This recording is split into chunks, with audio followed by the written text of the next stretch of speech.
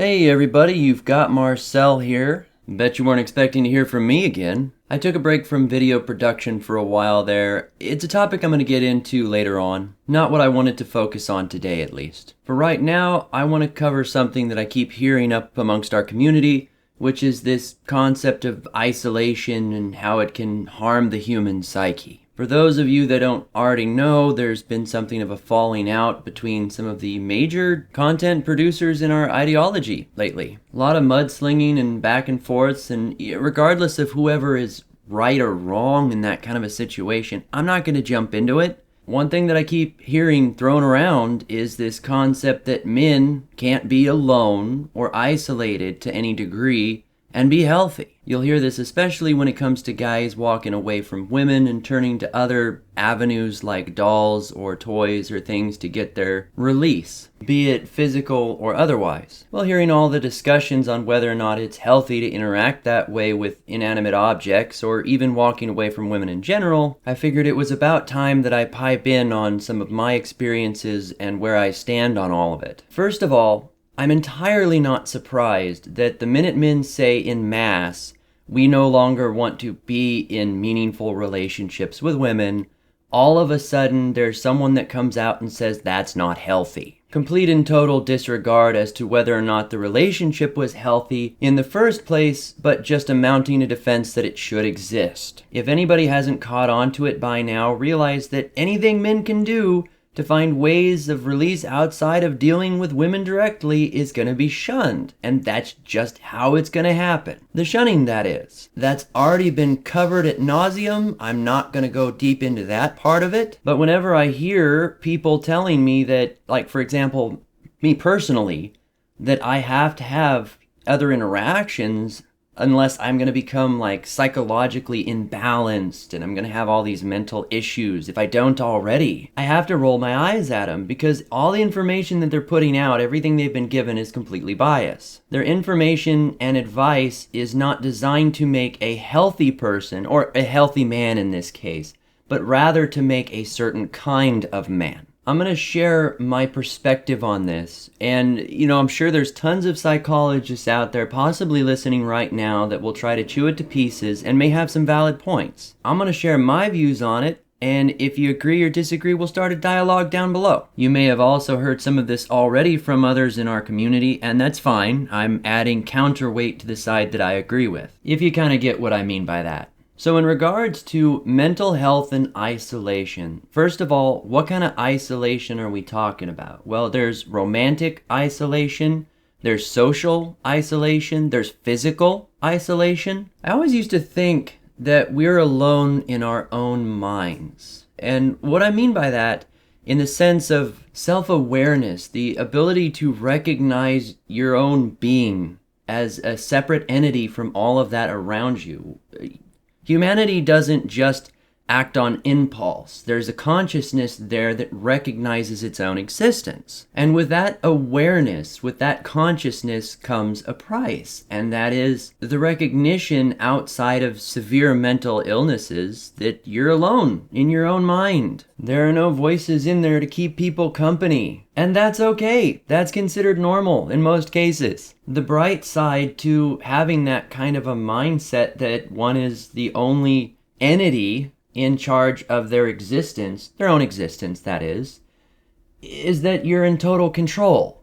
There's no one else at the steering wheel trying to make choices outside of the influences that we interact with on a daily basis, those we come across in the environment that we're in. Now, most people don't even stop to consider that. They focus more on the interactions with those around them to give a sense of wholeness to the community, to bring that liveliness of those around them into themselves and feel part of something. To have a sense of community, to have a sense of wholeness. And I get that there's a lot of people that strive for that. It brings meaning to their life.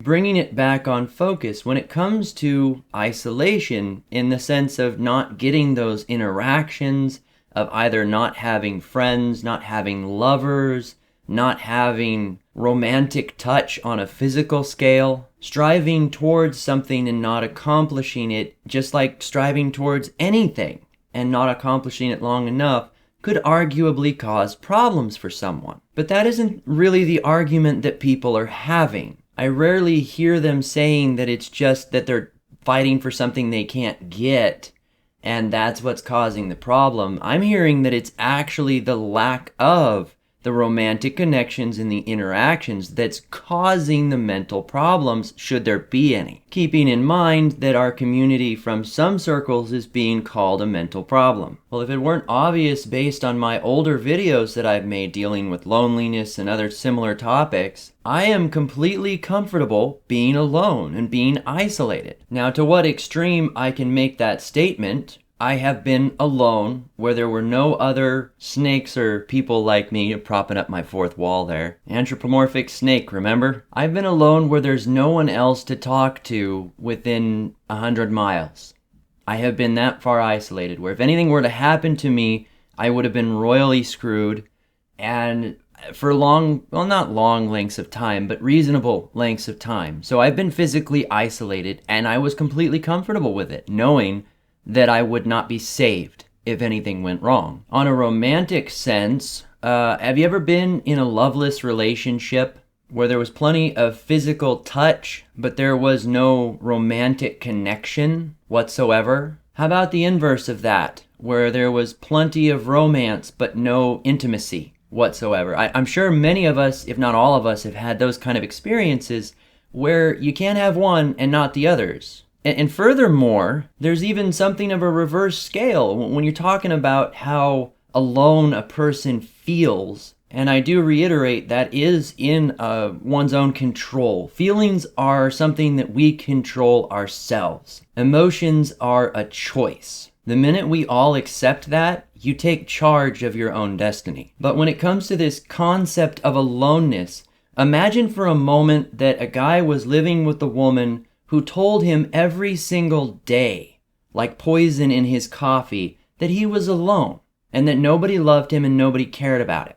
If he got that kind of interaction on almost a constant basis, do you think for 1 minute that he would be emotionally healthy, that he would feel part of a community? There is a reverse scale that happens. It's like, those little scales where you put, vegetables or foods and stuff on them, and the little dial goes over. You see them in stores and stuff. Go over to one of them and grab them and pull up on it, and it'll go in the negative, right? A guy on his own, completely alone, may be on the 0 mark. He might not be going forward or anything. He may not be growing emotionally or developing as a person. I get that there's part of that prevents him from excelling to his fullest potential. But you cannot argue to me that having someone toxic around him, interacting with him, that's going to negate his progress, that's going to take away from his emotional growth, is a positive thing in the lieu of having nothing, no one. That is a pile of horse crap. All of the positive interactions that someone gets from a healthy community in a day get negated, get destroyed when they come home to someone who is purely toxic, or at least is at a level of toxic that outweighs the positive experiences that they had. And it truly, honestly doesn't take much to flick that little bit of accomplishment away. So to offer something of a summary, and this is, once again, just my perspective on it, I like being alone. Now, what do I mean by that?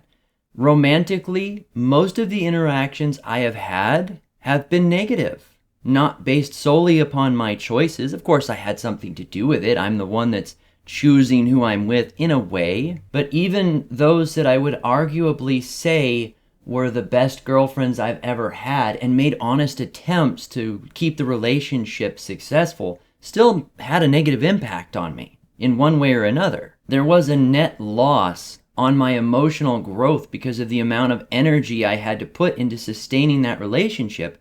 And a big part of that was societal, that it wasn't just me and that person interacting, that woman together. It was me interacting with that woman trying to keep all of society from screwing it up for us. Not to point fingers, but it's pretty easy for feminism to creep in and destroy a otherwise healthy relationship, for example. then considering the intimate isolation when it comes to the modern age. I mean, you've heard this 100 times before, but the risks that are involved and, the baby rabies and all the other stuff that pops into a relationship, even if you're getting something, it's always in the back of your mind kind of gnawing at you. What could go wrong? What could happen? You got to be on edge 24/7 that something stupid doesn't happen, even if that thing has nothing to do with the woman you're with directly. A big portion, if not all of it, is societal in the way that those dynamics are being broken now. There's already a sense of physical isolation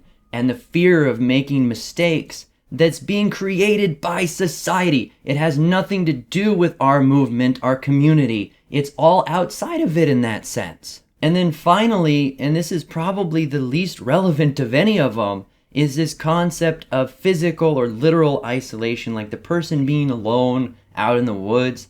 I've done that, and I have never felt more freedom than to be alone, where I know there's no one around me for 100 miles. And literally, I could do anything I wanted as long as it's within my own capability. It was awesome. Now, as to whether or not that would be sustainable in the long term, I get it. I'm not going to be a hermit. I couldn't be a hermit, at least not easily. I'm not a billionaire. Regardless, I feel like people have a tendency to sniff those kind of guys out anyway and find them and not let them be alone. The point is that I have not experienced any of this aloneness backlash, any of this aloneness toxicity where it's bad for my mental health to be alone.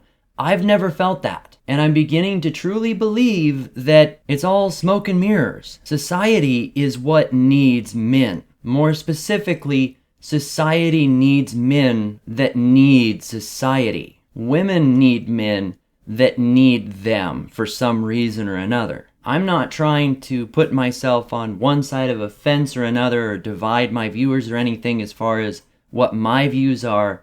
But if somebody wanted to isolate themselves and interact with a doll as opposed to going out and interacting with toxic, disgusting people that are just going to bring them down in the long run anyway, there is absolutely nothing wrong with that. And anyone who's going to claim that it's unhealthy and try to inject their own values and views into that other person's life is purely just trying to validate their own choices as relevant and truly doesn't have that person's best interest at heart. Because if I can exist, a creature that truly enjoys the lack of human interactions, at least on a certain scale, then I know I'm not alone. No pun intended. I'm meaning that there has to be others like me. And my psychology has improved. It's become healthier from not having the toxic influences that have been put around me, even outside of relationships. Every person is different. Every entity, every human is different. So it's impossible to put one blanket scale on everyone and say that's what they need. And whatever that person is an individual needs as far as their level of interaction or their influence that they're willing to swallow, to put up with, their upper limits, that is what's healthy for that individual. And that interaction doesn't have to come from other people, meaning that level of fulfillment can come from an inanimate object. And for any of those who are going to die hard just claim that people need interactions on a constant scale in order to be healthy, if you've ever heard a therapist say to a couple that they need a break apart, that they need time away from each other to heal, then that person was doing harm. That therapist was causing damage. Because if it's not acceptable in one sense or one scale, then it's not acceptable in any sense or any scale. If you're willing to agree that there are times when people need to be away from other people or go out on a vacation and be away from society, because I've heard that a lot, that that's appropriate, then you have to also agree that there might be someone who needs more of that than others. Part of the reason why I got out of psychology, see, I was taking psychology as a training. I wanted that to be my degree. I wanted to go out and help people with their psychological problems, with their difficulties. I wanted to see people grow and become more complete.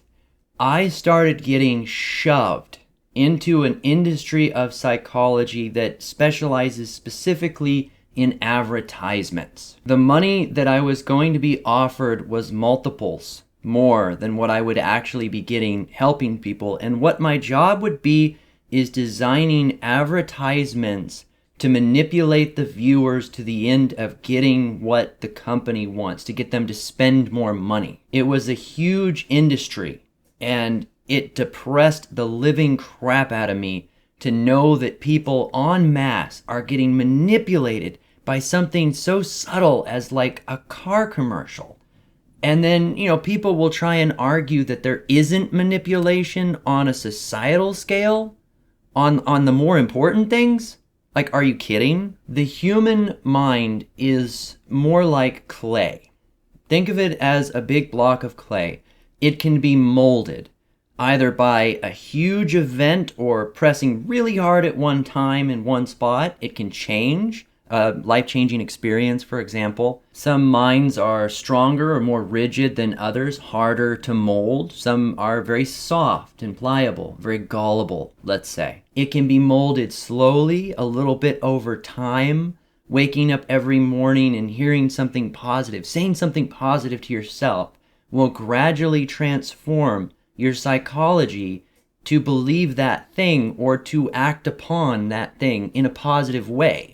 Same sense of hearing something negative. It's all conditioning. In the negative sense, you could call it brainwashing. People need to be vigilant. They need to be aware of how they're being influenced on a daily basis by those around them. If we're all going to agree that it can be influenced in a positive sense over time or directly or however, then we must also agree that we can be conditioned in a negative sense, whether or not we're aware of it. In that regard, at least some level of what we're being fed from society could be a lie, at least in the sense of what is in our best interest. Because those experiences, these interactions that we have, can have a detrimental effect on our ability to function, to succeed, to make our fullest potential. So when someone, say a man for example, makes a conscious, sound-minded decision that they are A, going to walk away from women, or B, choosing to replace that kind of interaction with an inanimate object, but they do so with a sound mind and with no delusion as to what the object is, to condition themselves to accept that in the lieu of the other interactions, I don't see any problem with that. Primarily because interactions with women or society don't necessarily correct any feeling of aloneness in the first place. And if one is to discount that as unhealthy, as psychologically toxic, then we also have to consider whether or not it's healthy or toxic to do any kind of conditioning outside of what is specifically real for that person's life, which discounts a big portion of the psychology industry, which puts us all the way back to as to whether or not psychology as a whole would be looking towards making a healthier man or a specific kind of man. It brings us full circle. It's not individualized anymore, or at least not to the direction of the average man. It's not truly pointed towards their best interest. So that was just my views on it. Maybe you agree, disagree. Do you think I'm full of shit? I want to hear it down below. I want to know what you think. Been gone for a while, so perhaps I was a little rusty. All in all, it's good to be back, and I hope to hear from you all soon. Take care. This has been Marcel.